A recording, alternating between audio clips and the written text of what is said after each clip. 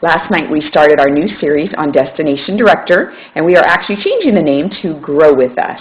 And this is an opportunity for you to grow your business to whatever level you want. It may in fact be a destination of directorship, or it may just be to a more consistent check, a more consistent show schedule, etc. So Heather Bauer did videotape our session, but the background noise from dishes banging around was just too much for you to hear. So I'm going to give you a few highlights, and then next week next time we meet in 2 weeks, I hope you can join us in person, or we will videotape again and have Heather sit a little closer to me. So basically, I'm just going to give you the highlights. We started the night by just talking about what a great time spring is. What a fabulous opportunity you have with a new catalog, new recipes, just to really stretch yourself and build your business. And a lot of things decide your success based on how big your pool of customers is. And I wanted to represent your pool of customers with a funnel today. This is the Pampered Chef funnel. And what I want you to notice on the top is how wide it is, and on the bottom how small it is. And what you want to do is think about every time you plant a new contact in here, it takes 3, 4, 5, 6 of those before anything comes out the bottom. And what we're putting in here are people that have done shows with us in the past. If you're brand new, it's people off your Franks list. It's your friends, your relatives, your acquaintances, your neighbors, contacts from your kids, social contacts, social groups you're a part of. And then when you put enough in here, guess what comes out of here? It may be an online order, could be an individual order, could be a hostess, could be a new fundraiser, a bridal shower. It could even be a new team member. The bottom line is this business is not magical. It is absolutely mathematical. And so as you think about this, sometimes people think like, I don't understand. I put a lead in. It didn't come out. We get some no's. And I think that people get discouraged pretty fast in this business when they don't understand the ratio to how many leads need to go in before something comes out that's a result immediately. Sometimes leads are going to hang out in your funnel for a while, and down the road, they're going to result in business. But again, this is all a numbers thing. You can build your business really big in 9 days, 9 months, or 9 years. It's a matter of how many people are you willing to talk to. How big do you want your funnel to be? We sell 2 sizes of funnels. This is the little one. This is the big one. Ask yourself, what kind of lead pool do you want to have? A little one with little results, or a big one with bigger results? So I just want you to keep this visual in front of you, and remember, you are fueling your business every time you add, again, out and about contacts, referrals, past customers. All of that is going to amount to a really big business. So we need to remember, of course, that we're going to get no's when we approach people. And we're going to be approaching people at shows and just out and about in conversations. Now, remember, if I told you it takes 4 to 5 no's before we get a yes, I need you to really wrap your mind around that. Are you okay? Can you be strong and brave if you hear 4 or 5 no's, if that means you're going to get a yes? And you just have to toughen up. You just have to not take it personal. Remember, it's not a no to you. It's a no to the opportunity right now to host a show, place an order, or become a consultant. But it's not about you. You need to keep thick skin and move forward.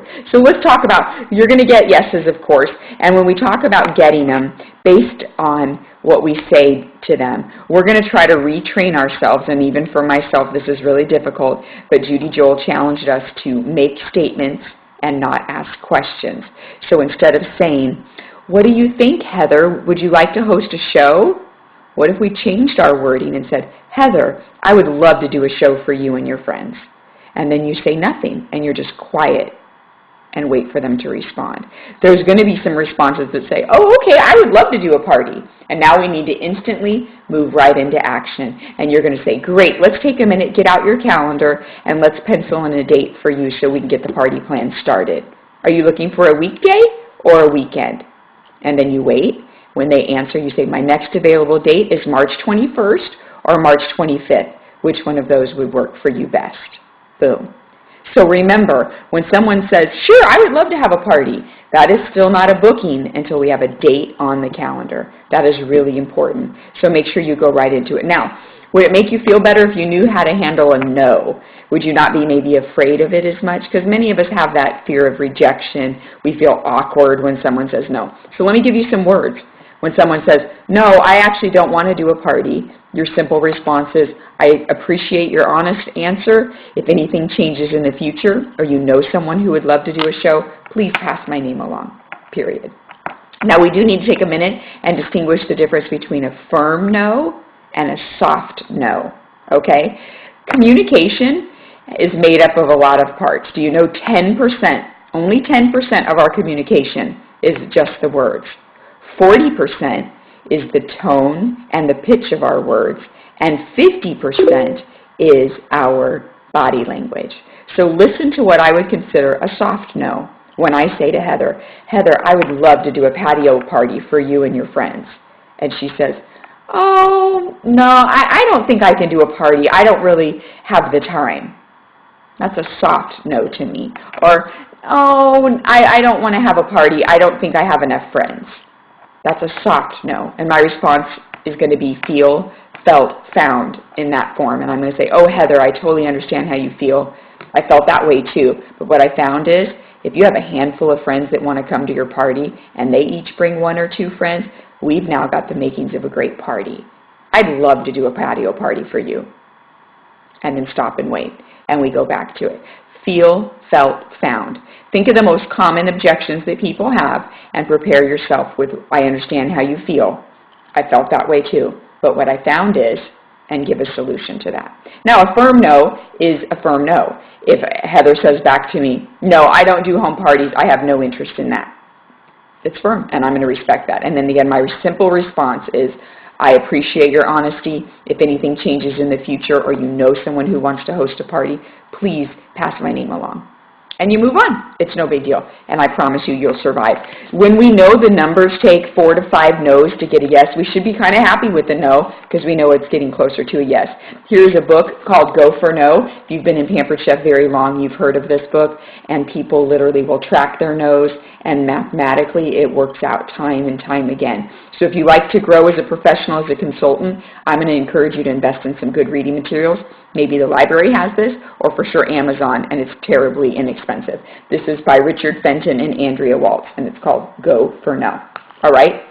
Now, last night in our session, we took some time and practiced responding to a firm no and a soft no. So if you want to pause this right now and take a few minutes and run through it, here's the bottom line on words and tone and body language. We have to practice.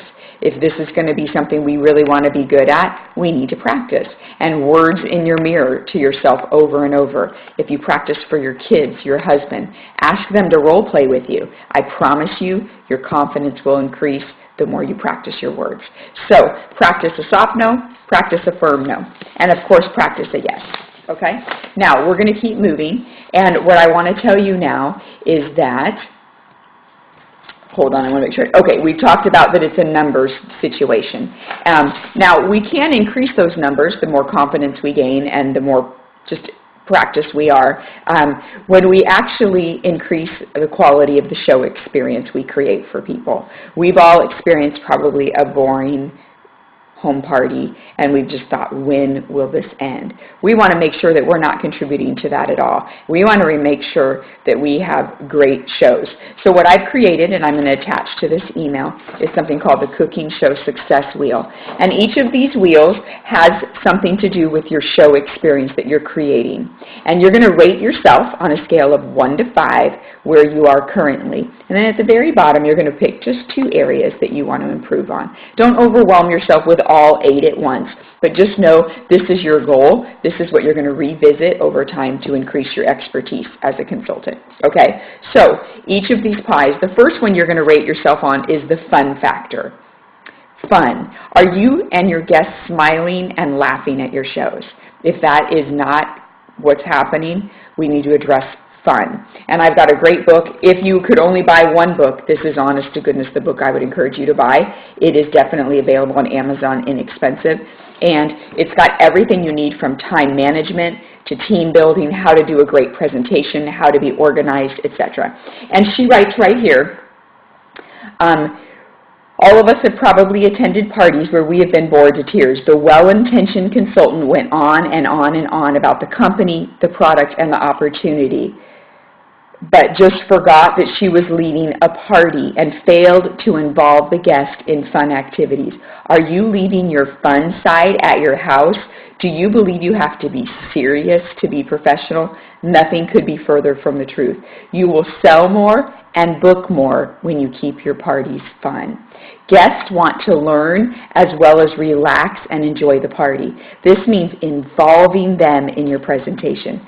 Make sure they know that they too can offer suggestions on how to use products. Learn key people skills, and we've talked about this as a team, and I'm so happy. Greet each guest at your party with a smile and a handshake. Adopt the motto, guests that arrive as strangers will leave as my friends. When you involve the guest and joke with them during the party, you will swing them over to your side.